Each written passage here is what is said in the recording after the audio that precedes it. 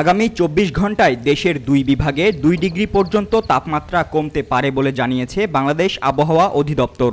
সোমবার সকাল ৯টা থেকে পরবর্তী ৭২ ঘন্টার পূর্বাভাসে এই তথ্য জানানো হয়।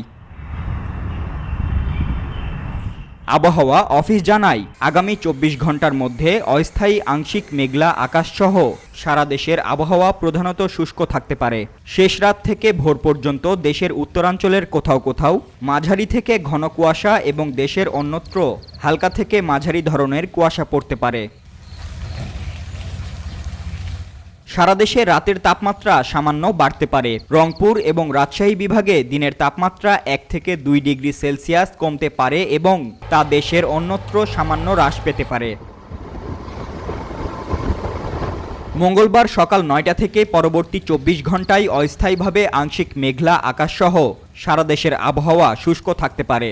শেষ রাত থেকে ভোর পর্যন্ত দেশের উত্তরাঞ্চলের কোথাও কোথাও মাঝারি থেকে ঘন কুয়াশা এবং দেশের অন্যত্র হালকা থেকে মাঝারি ধরনের কুয়াশা পড়তে পারে।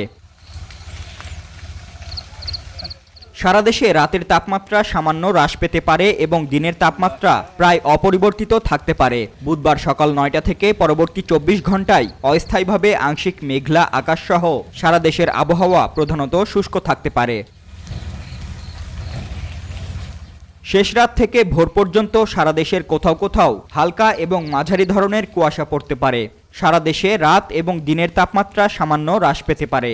এছাড়া আগামী ৫ দিনের মধ্যে আবহাওয়া পরিস্থিতি সামান্য পরিবর্তন হতে পারে বলেও জানায় আবহাওয়া অধিদপ্তর।